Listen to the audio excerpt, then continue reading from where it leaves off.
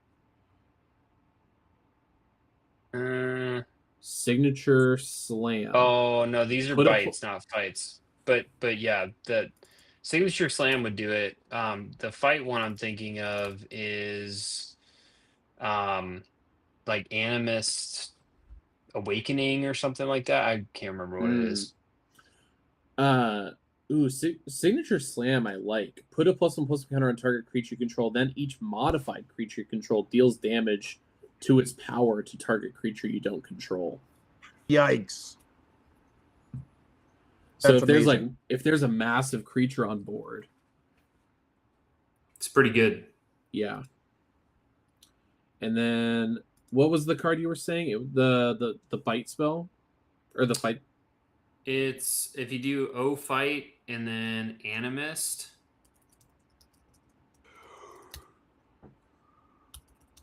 Oh man. Yeah, Ancient Animus.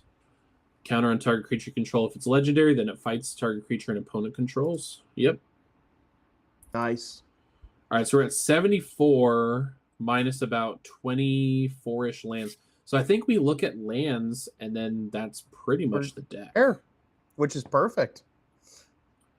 Which I don't know if there's any other... let's look to see if there's any really cool utility lands. And then I think... Well, I guess we add the basics. So Breeding Pool... what's the type land? Oh, opponent. Misty Rainforest.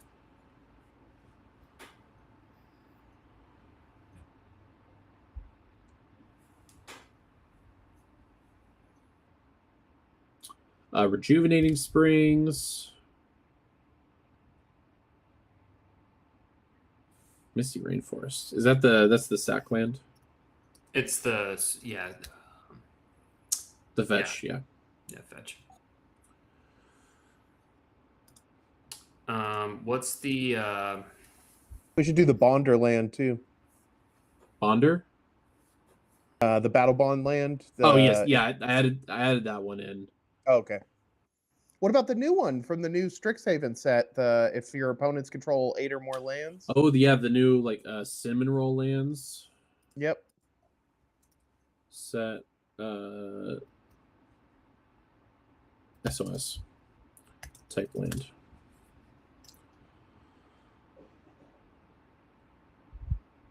Wait, where is it? Man, it's not showing up because because the commander decks. I do like the slow land or the fast slow lands. Let's do Hinterland Harbor. That's good. Yeah, Hinterland Harbor's good. Tango land. Here we go. Turbulent Wilderness. Enters tapped unless your parents control 8 or more lands. Really good.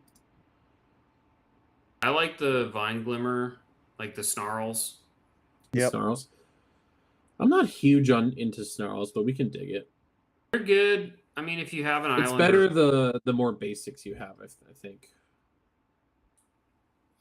Also, what is it? Back down the Sodden. Sodden Inverter. Yeah.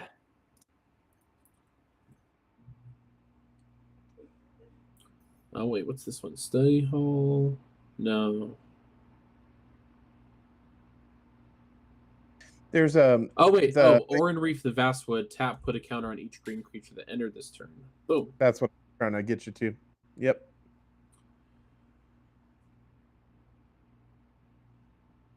Hall of Oracles. Tap. Put a counter on target creature. Activate only as a sorcery if you've cast an instant or sorcery this turn, though. That's still good. I mean, you can filter mana if you need. Worst case scenario, you tap it for colorless, but you're gonna cast instants and sorceries here. Yeah. Add Command Tower, Exotic Orchard. Alchemist Refuge could be cool because you could throw some stuff out with Flash. Let's do it. Nothing wrong. We're gonna have mana laying around. So. And I actually think this is a great deck to have, some of those colorless utility lands anyway, because our commander is generating whatever color we need. I think we also throw in Rogue's Passage because if she does get super big and we can't make her unblockable. Oh, I We can think use I think mana. attacking with the frog is definitely viable. Definitely. Oh, you could easily get to a point where this is just taking people out with commander damage. Like this is a deck where commander damage will matter. Yep. Agreed. And then I think we do what are we at? 20. I would do like what's our mana spread? I can't see the bottom of the window. 28, so we've got 40. 26 blue and 49 green. I would do like I think we can get away with a little bit of less lands. Like maybe 36, 37 rather than I usually go 38, but we're making a bunch of mana. We are making a lot of land with her. So you could kind of subvert a little bit there. So maybe we go like 4 and 3 forests. Oh, wait. Here we go. 4 and 3. 4 forests, 3.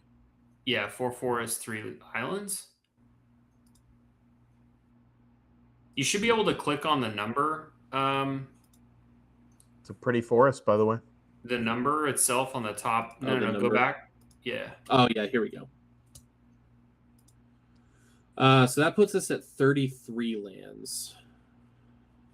We don't have ramp. I just realized, like full land ramp. Well, the commander is acting as ramp in certain circumstances we've planned for. I guess, yeah. But that's why I was talking about Midnight Clock earlier. Y'all just didn't want to put Midnight Clock. I didn't even hear Midnight Clock. Midnight Clock. Sure. Midnight Clock's cool. I think with the proliferate too, you could get to the, drawing cards a little quicker. You get to it faster. Agreed. Yeah. Maybe we do, I think, 2 more of each land. 6 forests, 5 islands. And that puts us at 98 cards. What does Hunter say? Body of Research, probably not an include, but is a wild card I found while looking for combos. Body of Research is wild. It's pretty funny. Body of Research is triple green, triple blue. Make a 0 with make a 0/0 green and blue fractal creature token. Dude, put X counters on where X is the number of cards in your library. Put it Hell in. yeah. Get in there. Get in there. Double the counters on it. And then give it trample. Oh, counter, trample. And trample.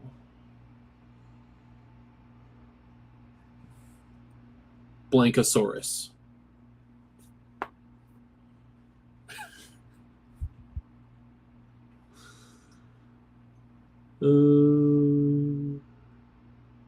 I think we ought to call it wait, there, yeah? Bedromal never got added.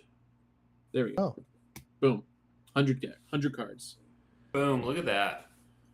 We did it. Also, yeah, if you have Simic Ascendancy, that's good game.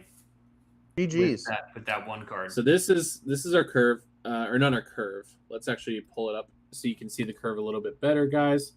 This is the curve here. Let's zoom out one more. So we're pretty high on 3 drops.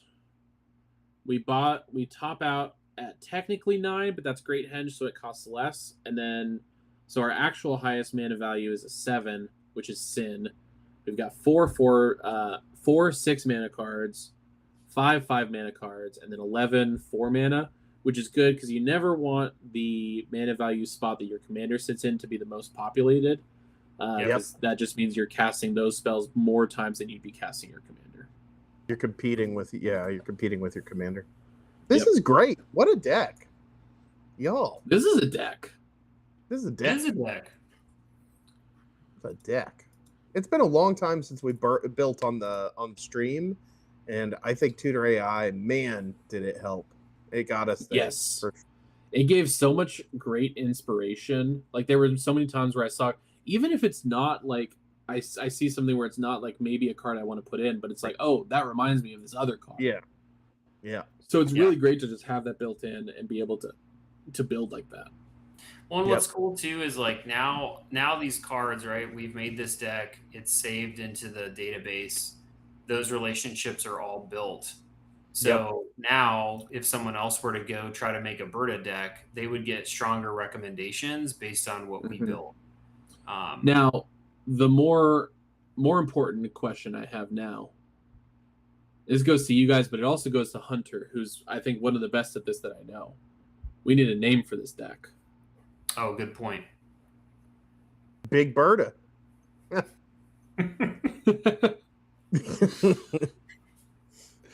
Oh, dang it. Berta and the half shell, because we have TMNT in there quite a bit. Are there any counter spells that give a counter? We're in blue. Counter spells that give counters? Yes, Essence Capture. Counter target creature spell. Put a +1/+1 counter on target creature you control. Yes. Quandrix Command does kind of. Quandrix Command, put 2 on a creature you control. Plasm Capture? Look up Plasm Capture.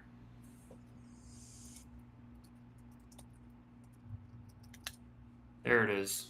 Counter target spell. Beginning of your next pre-common main phase, add X mana in any combination of colors where X is that spell's mana value. Ooh, I like that. That card's cool. It feels good. We'll keep the deck as it is right now. We've got 100 cards. Lots to think about. Lots more to add that you could add.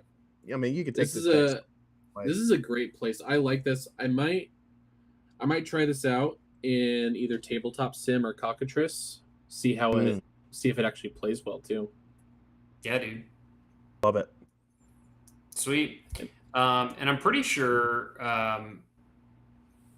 Zach, you made this on the Constant account, right? So I made this on the Constant MTG account. So feel free to add the account here. I'm going through right now, and I'm importing all of the Commander precons. So if you ever wanted to see them in one place, like a lot of other deck building sites have, you don't have to go to those ones just to find the precons. You'll be able to find them on the Constant MTG profile. And if you have friends on the site, if you go to don't Berta against this frog. Okay. I'm into it. You can also add a description now underneath that. That was a request from our buddy Ethan. And we could also do tagging if you wanted to, where the plus sign is underneath that. And do some tagging. All right. Love it. Nice little note there. But the thing that I wanted to show, let me just quickly go under my account and add you as a friend right quick. So we're looking at Constant MTG. Yep, Constant MTG, no space. Yeah. Okay. So you should see on your end. Yep. You can accept my friend request. And then if you go to the build page now, there should be, if you click on friends decks, you should see all my decks immediately. So if you add Constant MTG as your friend, you can just see our decks and view them in a view only mode at your leisure. You don't need links. You can do a drop down as well to, like, if you have many friends on the site, you can drop down so you're only seeing a specific group of friends decks. Very cool. Yeah, I think this would be the one place where the MySpace Tom strategy might actually make sense, to have Constant MTG be a forced. It's actually funny you say that. Ian and I were talking about that right before stream started. Yeah, because we discussed making the account and then doing all the precons. Yep. Yeah, the Yep. MySpace Tom effect, I believe, might be what we do. Your one and only friend to start with will be us always. We are a friend to the community. And with that, man, I think this is our longest stream. We really It did might it. be. It was We fun really though. did it. And it was This was- hella fun. This Hella was fun. great. All right, guys, Yes. let's wrap it up. Special thanks, as always, to our community who makes all this possible. Special thanks to our sponsor, Big Deck Energy Gaming. Special thanks to Constant List, the thing that pioneered all of this. What did I miss? Special guest thanks to Zach, who just tolerates our nonsense day in and day out. Someone has to. That's right. Ian, what else? Oh, it's so cool, like driving this whole thing with the site. I'm having a moment at the moment. It's just really cool. This is like exactly, I think, where we wanted to get to with these streams too, was driving them completely with our site. And it was neat to see TutorAI in action. I hope those that watched got something from it. Definitely leveraged the tool. I took a lot of notes on some feedback on things we need to tweak and fix, but I was pretty impressed that everything worked as well as it did. So it was really good. Thank you, Orange Navels, for just choosing that name. And thank you, Hunter and Azikta, and all that were so participatory in chat. If you're still here, thank you. If you're not, and you see this later, thank you. Our community is incredible, and we got something super special here, and we're going to keep doing it every Thursday. And if there's stuff you liked that you saw tonight, please let us know. I think deck teching is super fun, in my opinion, and there's an infinite possibilities we could do here too. So we might do more of those. Love it. But thanks, everybody. Have a good rest of your Thursday night, wherever you're at. It's 11:11. Make a wish. And we'll talk to y'all very soon. Thanks, everybody. I'll see y'all Everybody, at the great kisses. yonder in the old divide. Jesus.